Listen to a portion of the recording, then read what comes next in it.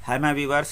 आज मैं बात करूंगा अमेरिका के राष्ट्रपति डोनाल्ड ट्रंप के द्वारा H1B वीज़ा पर नए नियम जो लाए हैं इसके ऊपर।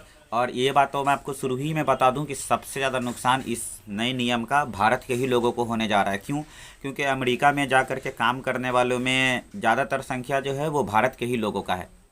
तो देखिए, H1B वीज़ा ऐसा है कि अमेरिका ये हर साल जारी करता है और काम करने वालों के लिए 65,000 इशू होता है और वहाँ पढ़ने वालों के लिए 20,000 ऐसा वीज़ा जारी किया जाता है।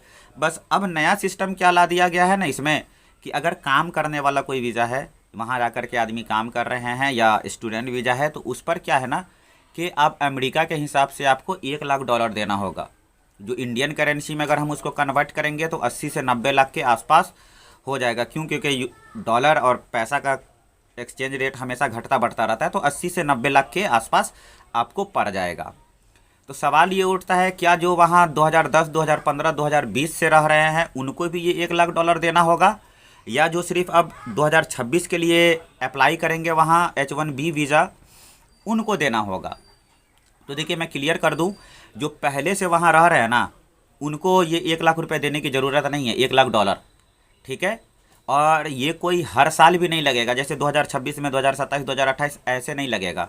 ये वन टाइम है, एक बार आप पे आउट कर दीजिए और उसके बाद आपको दोबारा देने की ज़रूरत नहीं है। इसकी वैलिडिटी की बात करें तो इसको आप 3 साल से, अगर आप वहाँ ज़्यादा रहना चाहते हैं तो आप इसको अपग्रेड करवा सकते हैं, रिन्यूअल करवा सकते हैं। आप 6 साल के लिए भी वहाँ रह सकते हैं। तो अमेरिका में रहने के लिए क्या होता है कि बहुत सारे आवेदन आ जाते हैं। तो अमेरिका जो है सिर्फ और सिर्फ 65,000 काम करने वाले आदमी को क्या करता है, वहाँ एक्सेप्ट करता है, और 20,000 स्टूडेंट्स जो पूरे दुनिया से हैं उनको एक्सेप्ट करता है। एप्लीकेशन तो बहुत ज़्यादा आ जाता है वहाँ काम करने के लिए, तो अमेरिका करे क्या? तो इसके लिए लॉटरी लगाया जाता है। अब लॉटरी में जिस भी 65,000 आदमी का नाम आ जाता है, उस 65,000 आदमी को क्या किया जाता है कि वहाँ काम करने का मौका मिल जाता है। क्योंकि एप्लीकेशन 4-4 लाख से ऊपर आ जाता है। अभी पिछली ये 2025 में ही 4 लाख से ऊपर था वहाँ काम करने वालों का एप्लीकेशन। ठीक है? तो देखिए, ये अब अच्छा है या गलत है ये तो आप समझिए, लेकिन मैं एक चीज़ बोलना चाहूँगा कि हमारे गवर्नमेंट डोनाल्ड ट्रंप का बहुत फेवर कर रहे थे, और जब ये ऐसा सिचुएशन होता है तो हमको किसी भी विदेशी राजनीतिक पार्टी का पर्सनली फेवर नहीं करना चाहिए, खास करके एक गवर्नमेंट का। जो गवर्नमेंट किसी देश के अंदर में रूल कर रही है, वो गवर्नमेंट किसी दूसरे देश के गवर्नमेंट को कैसे डायरेक्टली चुनाव के समय में फेवर करेगा? अब अगर मान लीजिए जिस दिन डोनाल्ड ट्रंप हटेगा यहाँ से और दूसरी पार्टी जीतेगी, तो वो इंडिया के खिलाफ कितना अच्छा, इंडिया के बारे में कितना अच्छा सोच रखेगा, आप सोचिए। ठीक?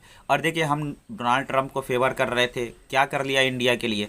अभी तक वो जितना भी फैसला लाया है सबसे ज़्यादा तो इंडिया को ही नुकसान हुआ है, और इंडिया कोई चाइना है नहीं जो अमेरिका को झुका देगा। ये भी आप फैक्ट मान लीजिए, और ये एकदम सच्चाई है। ठीक? तो देखिए, अमेरिका के टैरिफ वार को आखिर चाइना झुका दिया ना। वो जितना टैरिफ लगाता चला गया चाइना उससे ज़्यादा लगा दिया। इंडिया भी लगा के दिखा दे, उससे ज़्यादा टैरिफ, इंडिया का ही नुकसान होगा, अमेरिका का इतना सा भी नुकसान नहीं होगा। क्यों? क्योंकि उसके पास है बहुत सारा देश, उसके पास पैसा है, उसके लोग बेरोजगार नहीं हैं। ठीक? तो वो वहाँ क्या करेगा, उसके पास प्रोडक्शन पहुँच जाएगा किसी न किसी तरह से।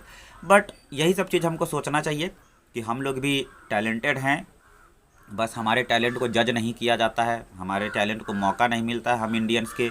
जो मुझे सबसे बुरा लगता है, सरकार किसी की भी हो उससे मुझे मतलब नहीं है, क्योंकि मैं सबकी सरकार में देख रहा हूँ यही चीज़ है, किसी में ज़्यादा किसी में कम, बट है ज़रूर।